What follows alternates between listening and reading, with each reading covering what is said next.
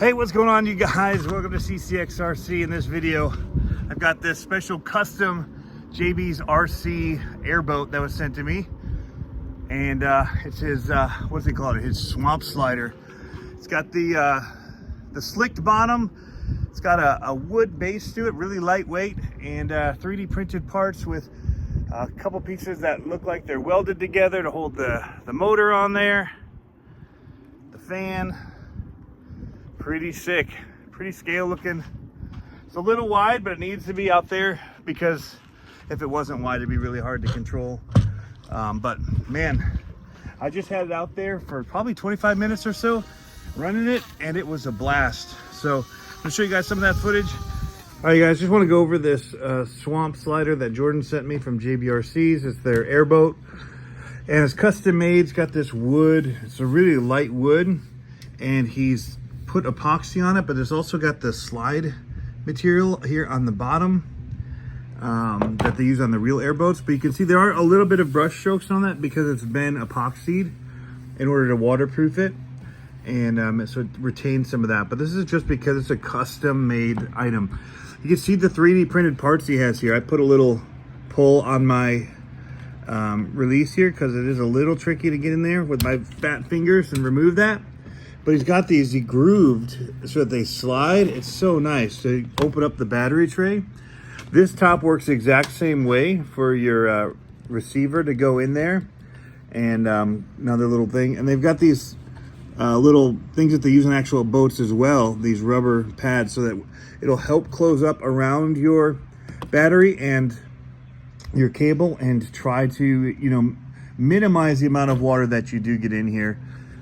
Which is great. So, but he sent a whole long list of notes and instructions and great stuff to know about using it, as well as like a packing list, operation and all that, which we disregarded a little bit of because we do, that's just how we do.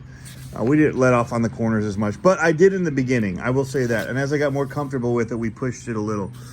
But even the list, so it's running a Cobra motor, 2000 kV. So you could probably, we're running 3S. It probably could do 4. I don't know why you'd need it because at the speed, you know, out of the boat out there in the chop, if there's any chop, you're not going to be able to get up to full speed on 3S anyway. But I mean, look how cool it is the way that he's got this Hobby Wing quick run in here. It's a 10BL120 G2 ESC, fits directly into this motor casing. Got the on-off switch there. It's got XT90 plug on it. I run EC5, which I don't know how many people know this, but they will fit inside. It doesn't work the other way, but the nice thing is that the EC5 batteries and the EC3s will actually go into the XT60s as well. So I do this all the time as a cheat because it'll just connect right up to this battery pretty easily. Not as easy one-handed as it is with two. There it went. But yeah, so I can connect up, power it up. But all this is metal, and the mount for this is metal, and then you just stick this on. And then, yeah, this all is bolted up. Got the prop on here. This is the prop. Originally it was on the other way, but the thrust of it being like most things, we just kind of changed. I mentioned maybe we should try changing. I feel like it gets more thrust this way because on a plane they don't have a ton of thrust in reverse, but they do forward. So I feel like, you know, we're basically running it almost like it's backing up as far as the motor's concerned. And so I feel like it gets a little bit more thrust that way. I don't know, maybe you plane guys could tell me if those props are directional, but I feel like because of the design of it, it is. And so going the other way, it felt like it was maybe fighting it a little bit. Anyway, definitely feels like there's more thrust. But overall, this thing it's wicked cool. So these are metal here, and he's got this set up and bent to be a nice little, if you have your driver in there, it looks like he's operating the fans. But very, very slick design. All right, guys, so I decided not to record audio of me speaking while I was out there running the boat because I just didn't think it would turn out well with as loud as this thing runs. Now, it's not overpowering, but it definitely, there's a whine to it, and I thought that any audio that I recorded there wouldn't be very good, and I'd want to turn it down anyway. And then if I was talking on the video, then I wouldn't be able to talk over it now and still use some of the sounds of it. So you would hear it hitting the water and skipping, and the water going through the fan every once in a while. Some cool stuff that happens with that. So we're just going to narrate this thing a little bit and tell you kind of what I was experiencing, but I don't even know where to begin. Other than saying thank you, Jordan, for creating this and asking me to help you do some tests with it. I had an absolute blast running this thing.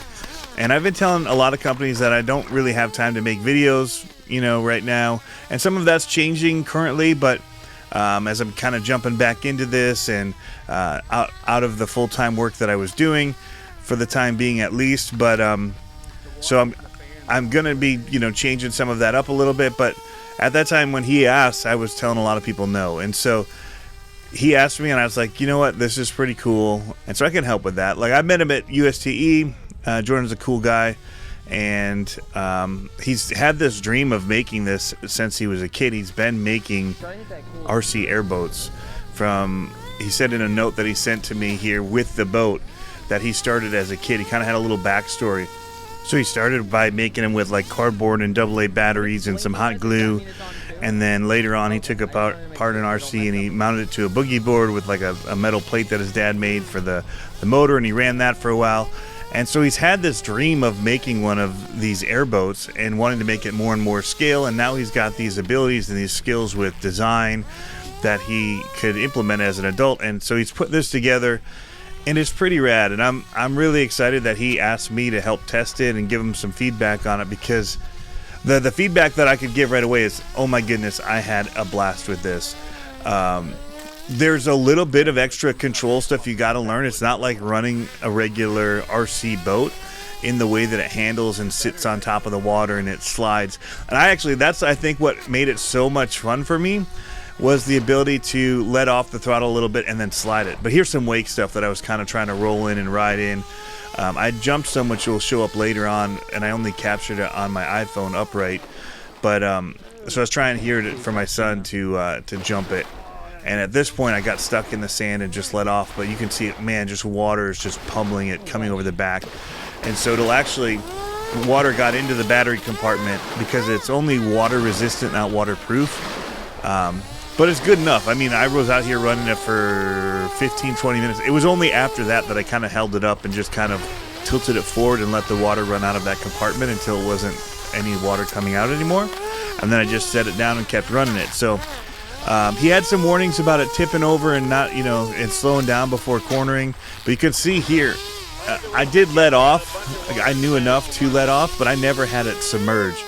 So if I felt it dig and kind of, catch one of the waves, and when I was turning too hard under power, I would let off a little bit to get control. So I never actually buried it like there were some warnings about, because like a real airboat, you should throttle down a little bit before making an extreme corner like that. But here you can see how it kind of sticks into the sand. Once it hits that wet stuff and it kind of molds around it, it gets a little stuck. But you can actually bring it in from the shore and then run it into the water. I did find that getting out of it, if I didn't keep speed, it wouldn't do it. I'd have to get past that initial sticky part. But it'd be even easier if you're running on grass. And I'll actually put some video in here. I ran it on some snow. So one thing I can say about running it on the snow here is the prop was on backwards. And so I actually, after running on here, reached out to him and said, hey, based on planes and other things and how props work, is this, first of all, a plane prop, or what is it? Because I think that the thrust is the wrong way. Like the actual blades are facing the wrong way to get the best thrust. And so he said, see, that's helpful. And so we've flipped it, but it was after I shot this video. And so in the boats here on the water, it's flipped, and it's definitely got more power. And here I'm just playing, man. This is so much fun on these little wakes and waves. But I was so worried about it that I've been waiting to run it because I wasn't sure how smooth the water needed to be, because I wasn't sure how it would handle or any of that. I knew it's custom made, but it did so good. But I'm really looking forward to running it on the snow and on the ice come winter, because I think that's going to be super fun and give me something to do with RC in the winter when the snow is too much to actually run RCs, even with paddle tires.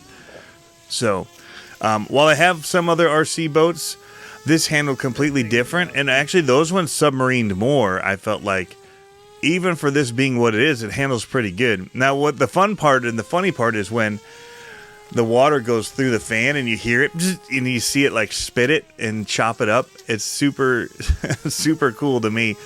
I just thought it was fun. I always commented on it. So here, actually, we'll throw it into reverse. There's warnings to only do that in extreme things, but I'd done it when I was up against the boat before, because we boated in to do this, and it worked all right. I didn't stay on it long, I just did it quick, because I didn't want to, again, worry if it would tip it down and suck it under, you know, how it was going to handle with the weighting and all being in the back, and then actually drawing the power that way. So, here's the reverse again. So I did it very lightly, and I only did it quick enough to get it where I could go in forward again. But yeah, overall, I had an absolute blast, and I should have finished earlier because my son was waiting for me because he really wanted to get back to the house. And here we go, entering in from the shore. And coming up, I'll be jumping a wake too. That's what I was trying to recreate with some of the other footage. But overall, just an absolute blast with this thing. I love the way that he molded some of the parts, like for the battery tray, so that it slides in and out. And then just has one clip, but the way it sits is in a good spot. The weighting's great. That's just fun, bouncing and throwing water. So anyway, I'll throw in a few more clips here at the end, but I hope you guys enjoy this video. Check out Jaybee RCs. I'll put links to him down in the description below, and let him know if you think this thing is awesome. I run it for a hot minute. Still got battery, but we're gonna call it.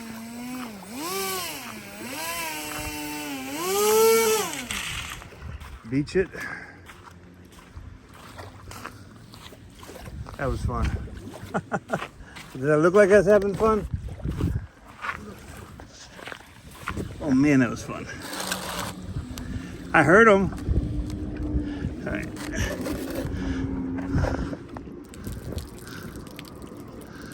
Let's do that for now. Rinse off the sand. Yeah, he's going to be working on these. I don't remember if this is like his 5th iteration of it, but he's been trying to come to market with something like this for a little bit, and I think he's got something really, really fun here. It's pretty choppy here, so I mean, scale-wise, we'd probably been like 3 to 4 foot waves on it, so it was bouncing around a bit. You'd see the water blast through the fan in the back, and I thought it was pretty cool. But yeah, definitely check it out, you guys. I'll put a link to his Instagram. You can kind of see what he's doing. A lot of crawler stuff. I met him at USTE, I think in 2020, way back when. And he reached out to me about testing this out. And I said, dude, I would love to. We're right here by the water. We've just been waiting for it to get warm enough. And also for good weather. It's been so windy that the waves have been huge. So this is small because it's so nice out, all the people out in their boats. We're out on the boat. Family's out here. And we decided to dock here in the lake because there's even more ripples out on the river, but I also wasn't sure if I needed to get in and rescue it. I didn't want it getting carried away by current. So here, at least everything's kind of pushing to shore. At the house, it's all moving away, moving towards Lake Michigan. So we brought it down here. It's about a 10-minute boat ride. Launched it, and then I didn't put the controller down. I was having too much fun.